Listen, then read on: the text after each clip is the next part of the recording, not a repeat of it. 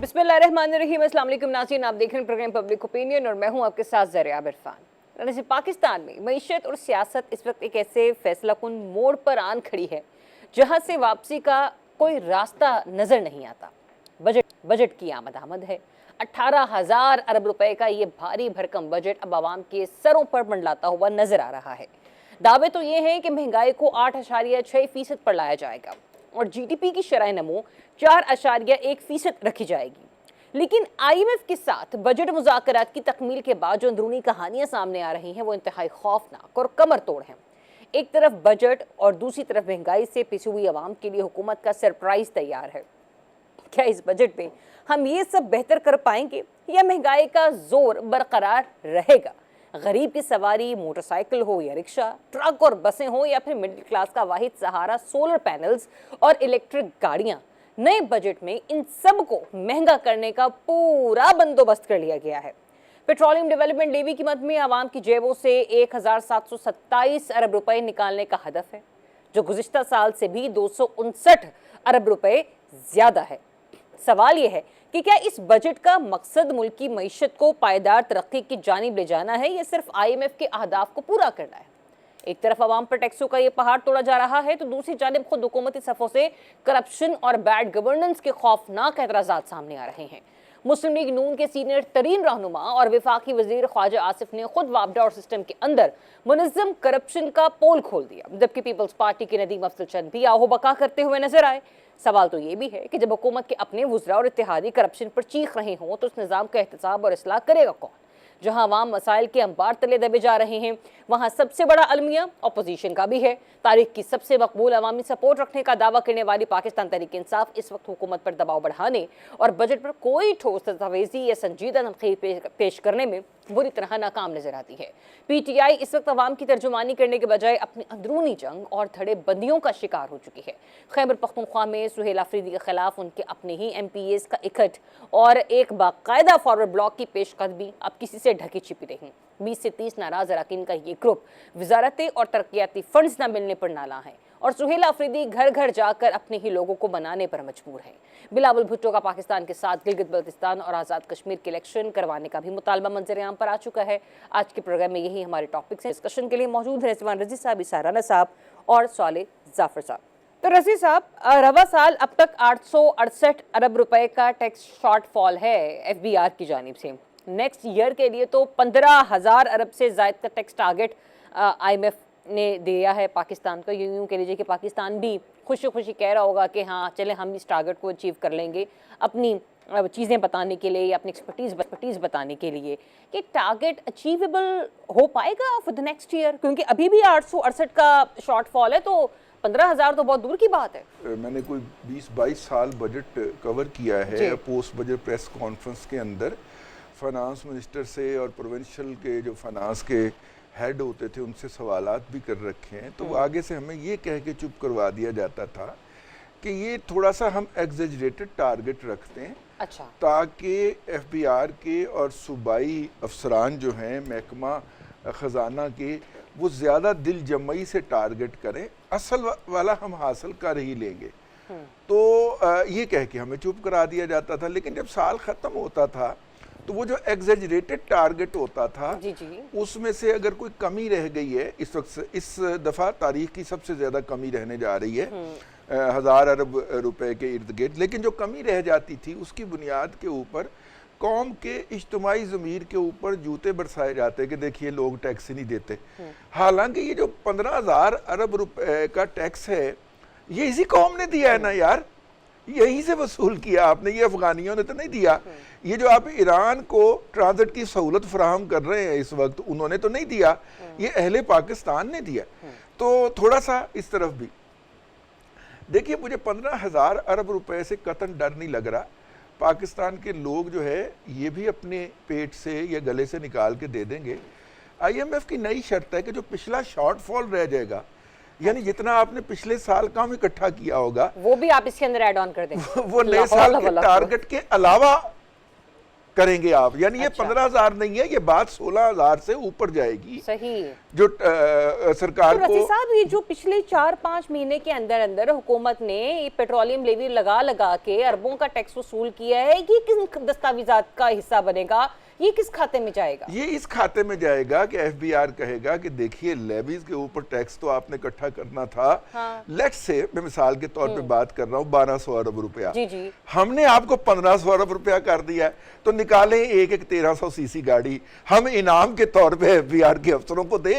इस टैक्स की कलेक्शन में एफबीआर के अफसर ने तिनका भर के दौरा नहीं किया, बल्कि ऑयल मार्केटिंग और इंपोर्टिंग कंपनीज जो हैं उन्होंने जो इंपोर्ट किया और उसके ऊपर ड्यूटी चोरी के बाद जो उन्होंने कहा कि जी इतना टैक्स बनता है वो ले लें, और इसके ऊपर दरीदा दहनी के साथ, धड़ल्ले के साथ टैक्स चोरी होती है और टैक्स हुकाम के साथ मिलके हो रही है। उस चोरी के बाद जो उन्होंने टैक्स दिया, अब उस टैक्स के ऊपर भी एफबीआर को इनाम दिया जाए, ये है वो निज़ाम। अभी बात हो रही थी कि जनाब ख्वाजा आसफ साहब ने वो जिक्र कर दिया कि जनाब उनके एक घरेलू मुलाजम के गांव में ट्रांसफार्मर जल गया, तो उसे रिप्लेस करने के 80,000 रुपए मिले। ये करप्शन है।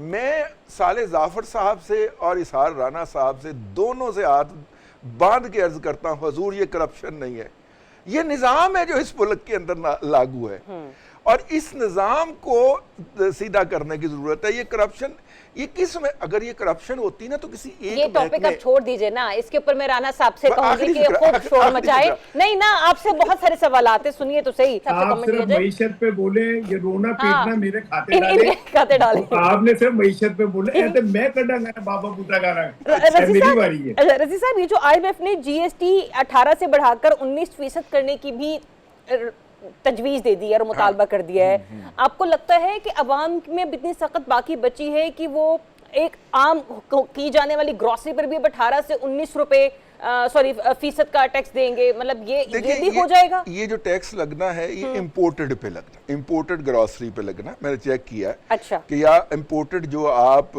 मीट इस्तेमाल करते हैं उस पे लगेगा, इंपोर्टेड घी, सॉरी वो जो इंपोर्टेड है, अल्लाह आपका भला करे, चीज वगैरह जो आते हैं पैक इंपोर्टेड चीज, सही समझ आ रही है, ठीक है, उसके ऊपर लगना है। लेकिन बाज आइटम ऐसे थे जिन पे 22% का सेल टैक्स लगता था।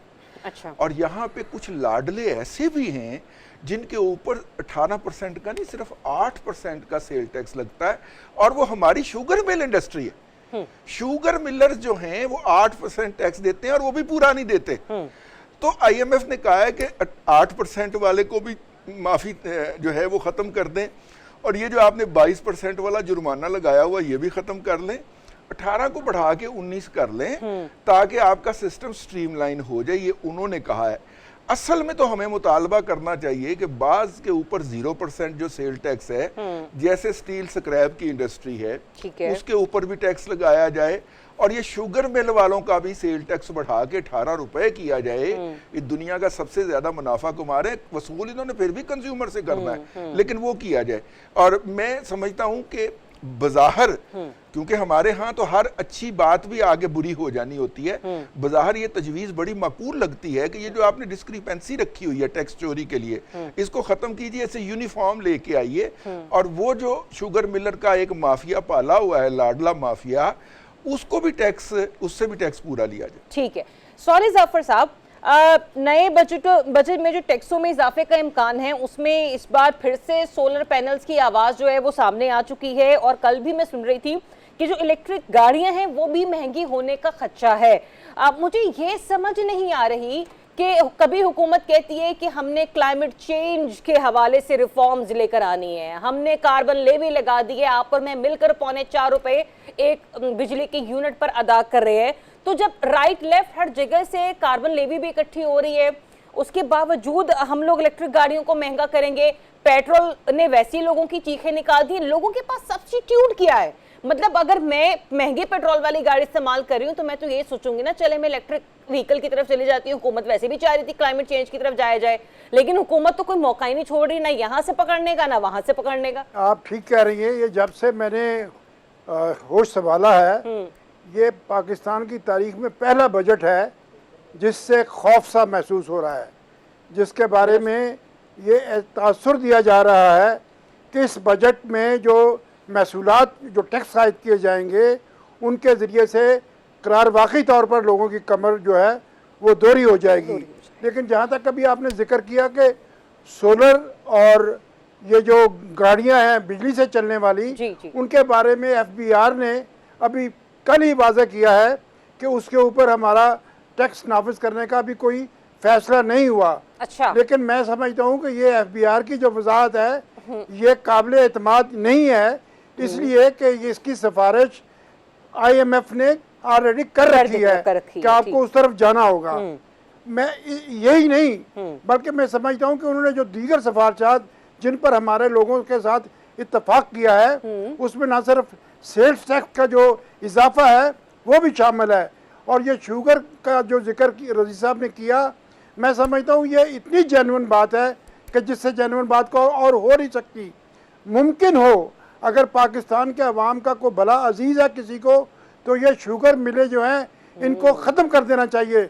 पाकिस्तान को शुगर पाकिस्तान में पैदा ही नहीं होनी चाहिए, पाकिस्तान में गन्ना पैदा नहीं होना चाहिए।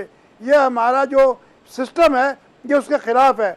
हम शुगर अगर बाहर के मुल्क से अगर हम इंपोर्ट करें तो हमें सस्ती पड़ेगी। अच्छा। और हमारा ये जो पानी जो गन्ने पे इस्तेमाल होता है और ये जो हमारी शुगर मिले जो हमारे लूट मार मचाया हुआ है जिन्होंने, उससे हमें निजात हो जाएगी।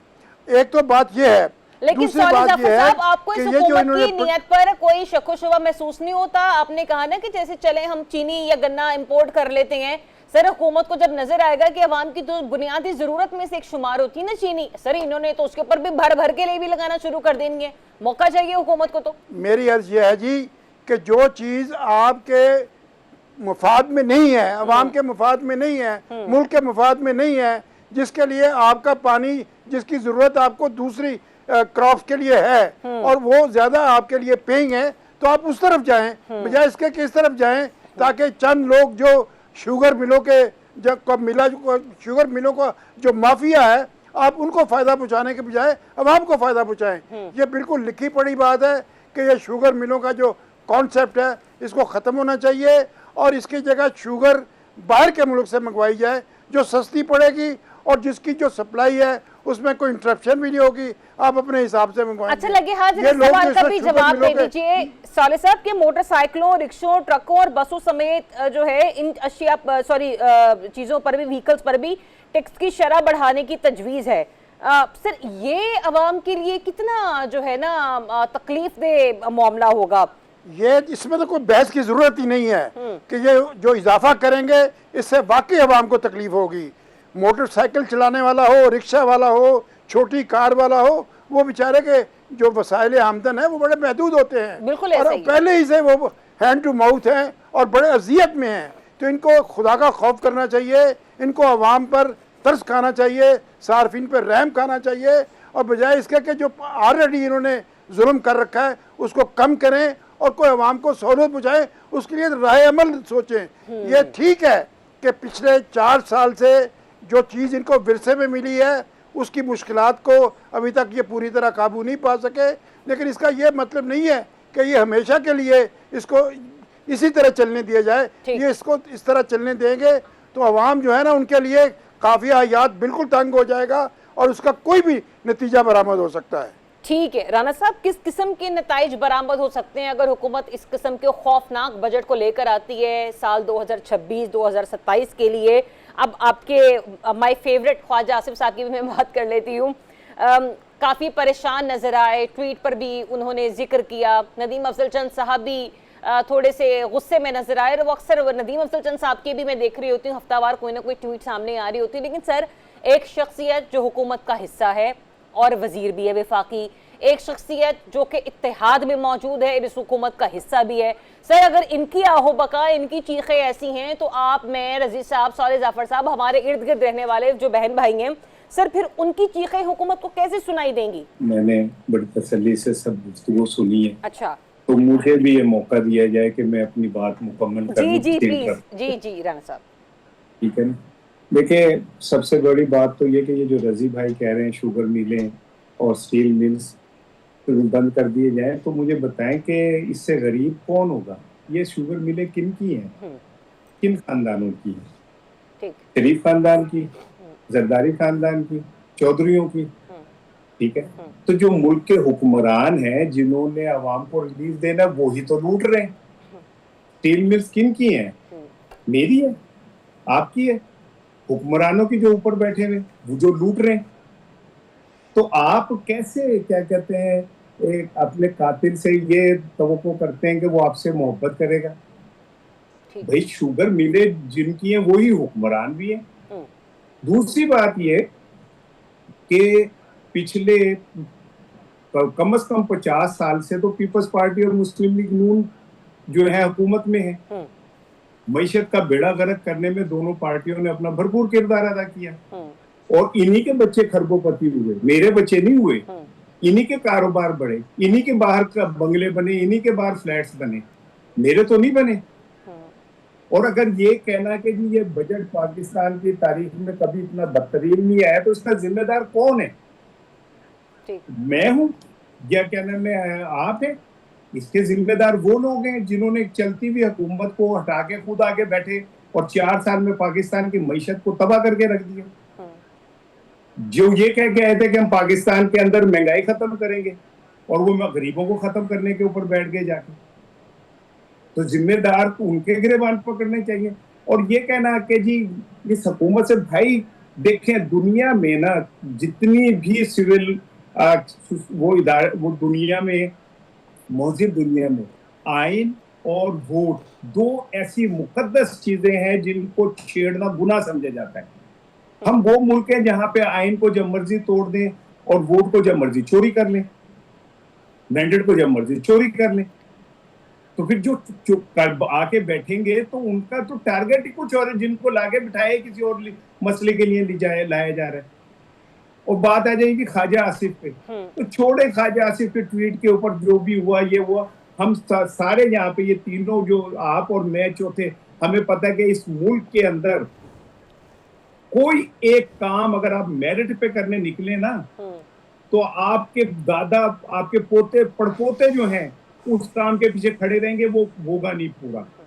मुझे एक बात का जवाब दें, ख्वाजा आसिफ की इस बात पे तो बहुत डिबेट हो रही है कि उन्होंने ये ट्वीट किया, इस पे क्यों नहीं हो रही कि वो कह रहे हैं कि जो फेडरल लॉजिस की क्या नाम है कमरे हैं वो पता नहीं बरसते हैं। तो मैं जाके मिला वजीर दाखिला से, मैं जाके मिला स्पीकर से, मैं जाके मिला वजीर आजम से, और किसी ने एक्शन नहीं दिया। इस लेवल के ऊपर वजीर दिफा जो प्रैक्टिकली पाकिस्तान के दिफा का असल जिम्मेदार है, अगर उसकी बात की कोई औकात नहीं है, तो मेरी रजी की, साले जाफर की बात की क्या हैसियत होगी इस मुल्क के अंदर?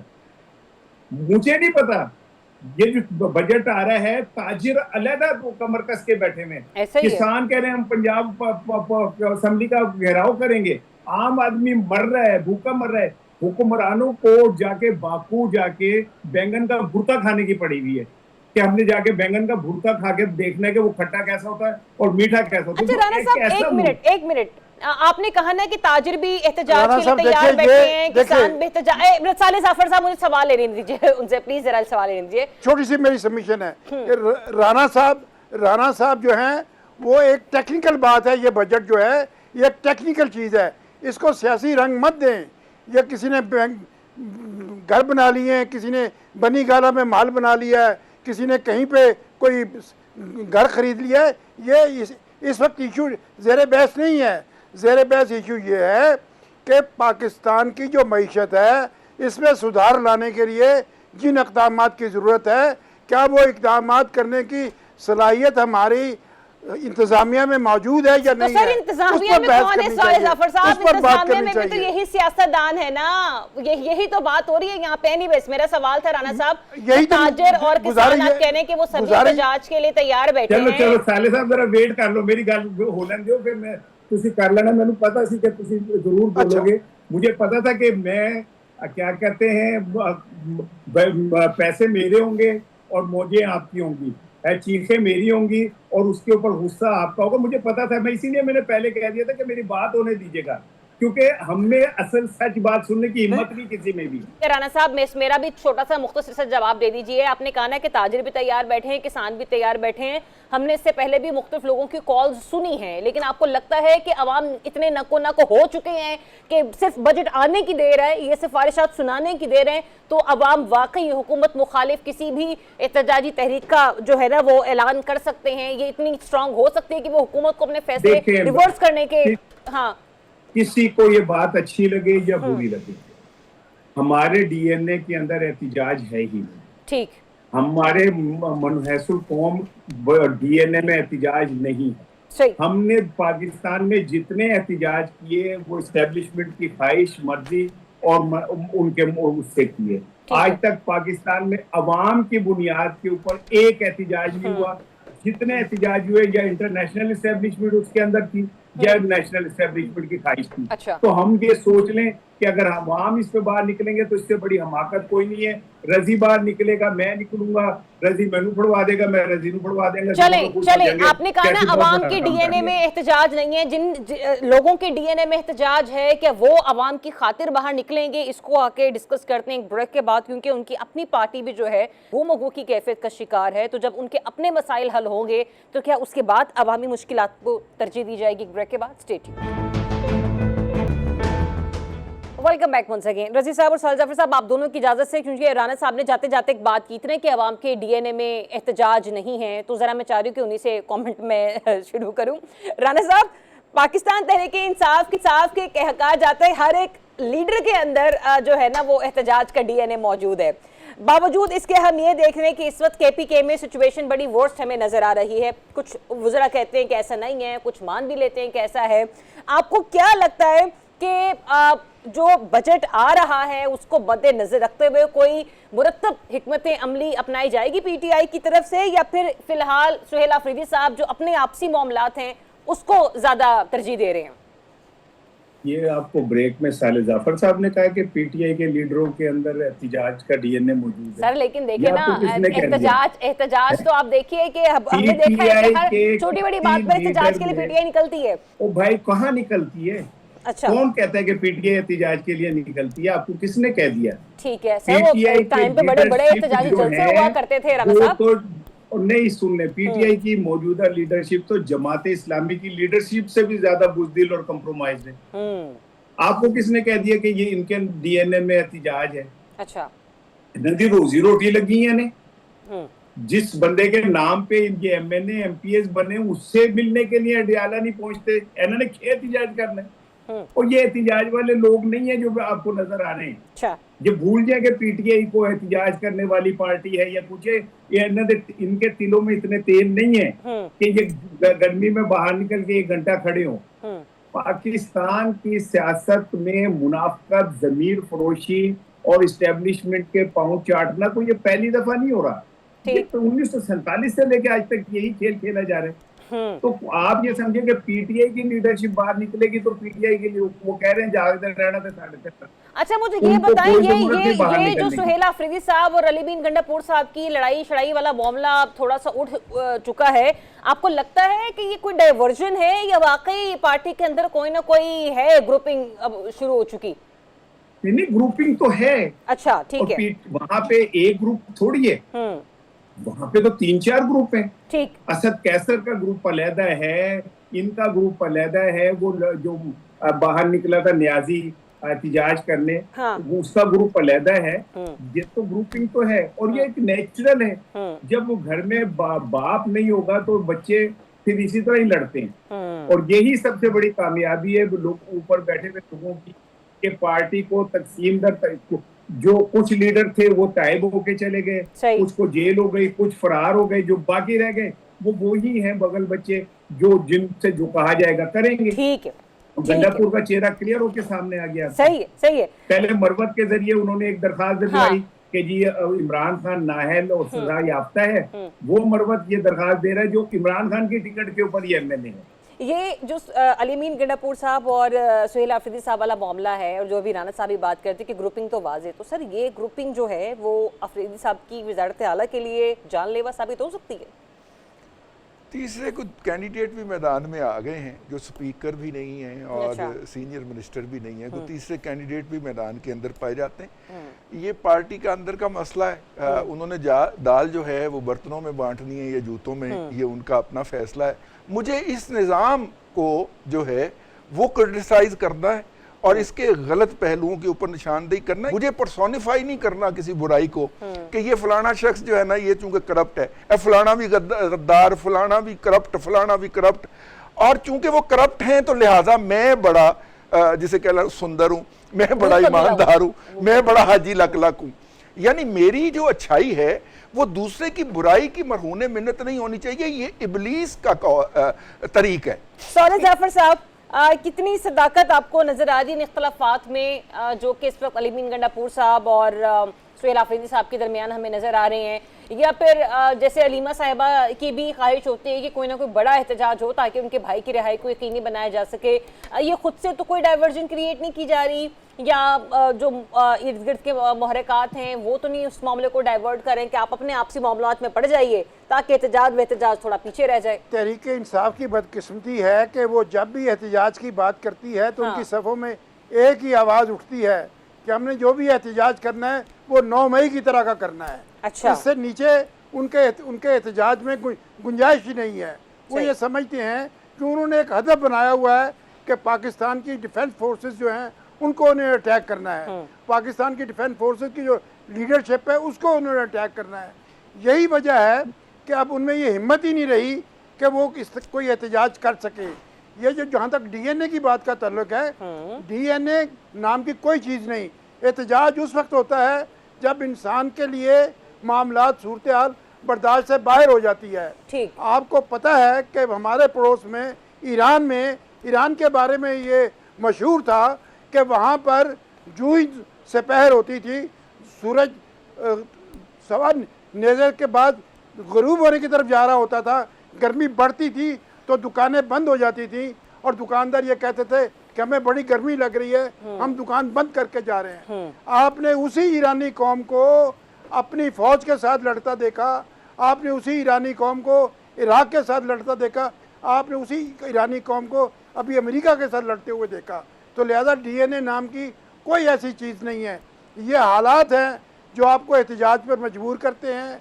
ये मुमकिन है कि किसी की तरफ से कोई दुआए खैर ज़रूर होगी, लेकिन यह कहना कि पाकिस्तान के 5 करोड़ 6 करोड़ अवाम जो है वो सड़कों पर आ गए और उसके लिए इस्टेब्लिशमेंट ने उनको इसके लिए आमादा किया। अच्छा, इतना दिलचस्प जुमला आपने बोला है, जरा एक बड़ा सीधा तज्जिया भी फरमा दीजिए ना कि सुहेल आफरीदी साहब की वजारत आला आपको खतरे में नजर आ रही है या नहीं? फिलहाल मैं वही अर्ज कर रहा हूँ। अच्छा,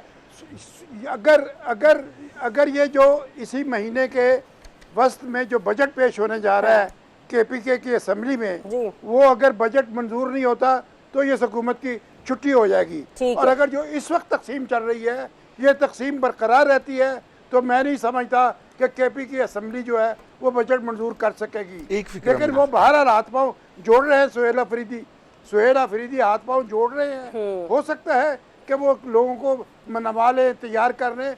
और फेडरल गवर्नमेंट भी ये नहीं चाहती कि केपी में खुदा ना खास्ता किस तरीके से बजट ही मंजूर ना हो। हाँ। और एक नई तरह का अदम इस्तेहकाम जो है वो मुल्क में आ जाए। तो लिहाजा फिल वक्त तो सुहेल आफरीदी की छुट्टी होती नज़र नहीं आती, लेकिन सुहेल आफरीदी की छुट्टी कब होगी ये अभी कहना जो है कतईयत के साथ वो मुनासिब नहीं होगा। लेकिन बहरहाल ये है कि वो लोग सुहेल आफरीदी के पीछे चढ़ गए हैं जिन्होंने उससे निजात हासिल करनी है। उसकी वजह यह नहीं है, सियासी वजह नहीं है, उसकी वजह यह है कि सुहेल आफरीदी ने केपी में लूट मार का बाजार इतना ज़्यादा गर्म कर दिया है कि हर आदमी को ये महसूस होता है, वहाँ पर असेंबली में बैठे हुए लोगों को महसूस होता है कि हम पीछे रह गए हैं और उन्होंने अपनी तिजोरियां भर ली। ठीक है, पॉइंट आ गया। आइंदा चंद दिनों में पॉइंट आपका आ गया। मैं एक फिक्र हमारे दोस्त हैं हमाद हसन साहब, उन्होंने कल ट्वीट की थी कि सुहेल आफरीदी और अली अमीन गंडापुर दोनों के साथ जिन फ़ोनों से रब्ता था वो मुनक़ता हो गए हैं और आपके लिए, और वहाँ से जवाब ये आ रहा है कि आपके लिए मतलूबा सहूलत दस्तयाब नहीं है। तो मैं ये किसी को कोट कर रहा हूँ, हमारे साहब हमारे प्रोग्राम में भी आते रहते हैं, उन्होंने ईद के दिनों में ये ट्वीट कर दिए।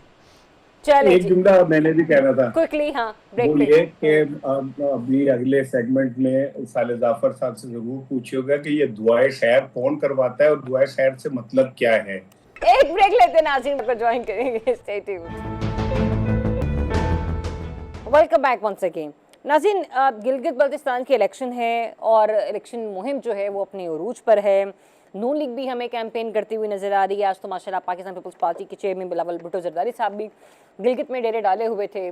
पीटीआई को भी कहा तो जा रहा है कि स्पेस मिल रही है, लेकिन पीटीआई का इल्ज़ाम ये है, और जो वीकेंड पर के दिनों में सब कुछ होता रहा, उससे ये मालूम होता है कि शायद उन्हें लेवल प्लेइंग फील्ड नहीं मिल रही। अब उनके इस इल्ज़ाम में कितनी सदाकत है उसके ऊपर भी बात कर लेते हैं।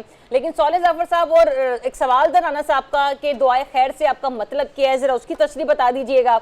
और लगे हाथ मुझे ये भी बता दीजिए, आज बिलावल साहब ने कहा कि फॉर्म 45 वाला बंदोबस्त अवाम ने करना है, फॉर्म 47 का बंदोबस्त मैं करूँगा। वो ये मैसेज किसको दे रहे थे? जो इलेक्शन कैंपेन होती है ना जी, जी, इसमें जो तकरीरें की जाती हैं उनका लुग़वी मानों में नहीं जाया जाता।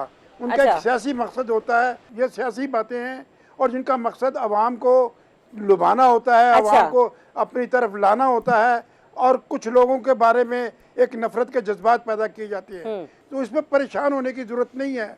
लेकिन मैं एक बात और अर्ज करूं कि वहाँ पर ये तय है कि किसी ऐसे अंसर को वहाँ वो नहीं आने देंगे, क्योंकि गिलगित बल्तिस्तान जो है वो बड़ा सेंसिटिव इलाका है। उसमें अगर कोई खुदा न खास्ता ऐसे अनासर आ जाएं जो वहाँ पर सियासी हालात को ख़राब कर दें और इस्तेहकाम जो है मुतासर हो जाए, तो उसका फ़ायदा पाकिस्तान के दुश्मन उठाएंगे। किसकी बात कर रहे हैं आप साले जाफर साहब? कौन से अनासिर की बात कर रहे हैं आप? मैं तहरीके इंसाफ की बात कर रहा हूँ, जिसने 9 मई किया था। अगर तहरीके इंसाफ को वहाँ पे तय कौन कर रहा है? मेरा एक देखिए, मेरा जुमला तो मुकम्मल होने दे। साले साहब, तय कौन कर रहा है? Who is deciding? नहीं, वो तो इंतजामिया का काम है ना जी। वो तो एडमिनिस्ट्रेशन को पता होता है कि लोगों ने क्या किया है और ये लोग क्या करना चाहते हैं। मतलब आप ये कह रहे हैं जो इलेक्शन कैंपेन की इंतजामिया है वो बंदोबस्त कर रही है पहले से? नहीं, वो लॉ एंड ऑर्डर की बात कर रहा हूँ मैं।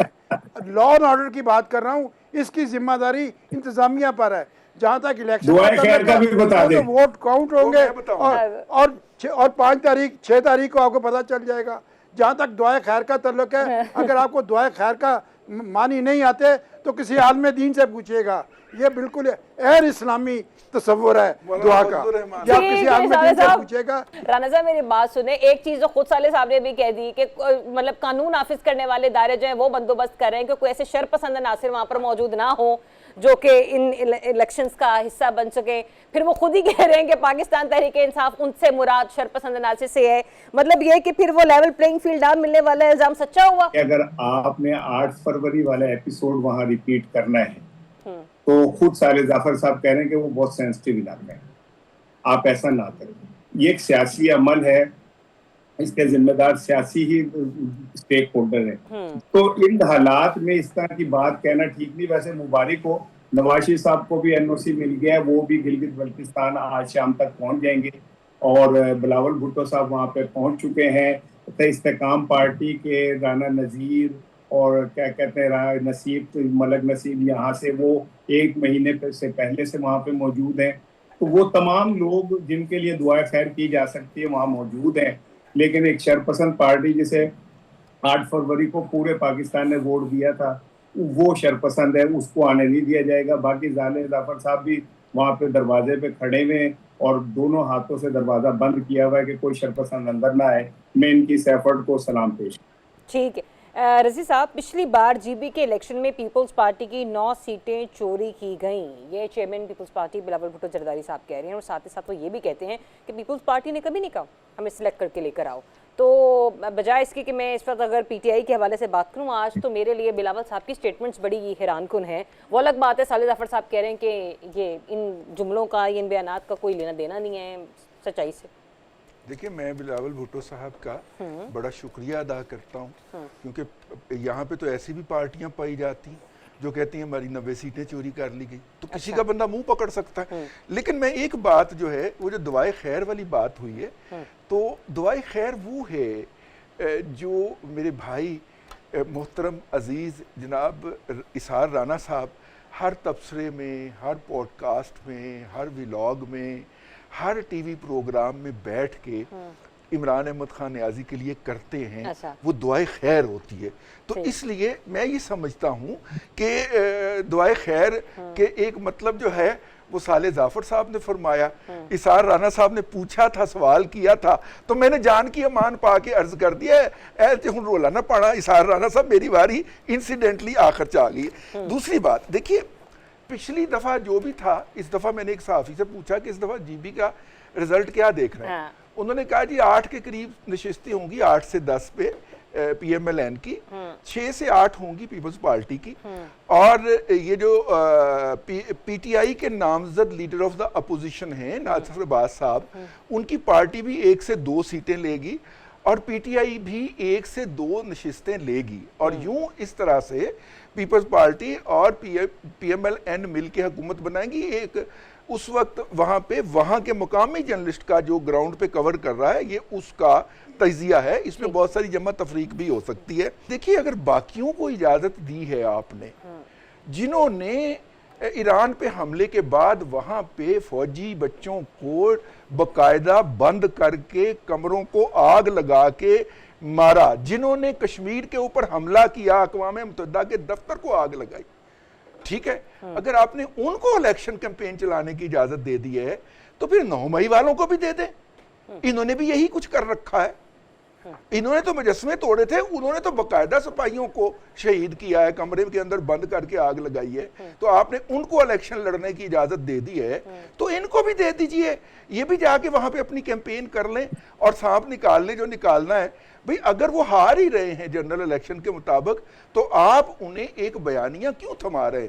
उस अक्लमंद शख्स की जिसने असद कैसर को स्कर्दू जाने की फ्लाइट से उतारा है, उसकी अकल को मेरी तरफ से 7 सलाम। सलाम साहब, ठीक है, उसको 7 सलाम कि भाई बाकी जो लोग वहां पे पहाड़ तोड़ रहे हैं, इनको भी तोड़ लेने दीजिए। आप सिस्टम को चलने से पहले ही शकूक व शुबहात का शिकार क्यों कर रहे हैं? ये खाकसार की इतनी सी अर्जदाश्त। आपने इन सबकी राय सुनी, और ये तो जीबी का इलेक्शन ही बताएगा और वहाँ के लोग डिसाइड करेंगे कि उन्होंने किसको वोट देना है। इजाज़त दीजिए, अपना बहुत सा ख्याल रखिए। अल्लाह हाफ़िज़।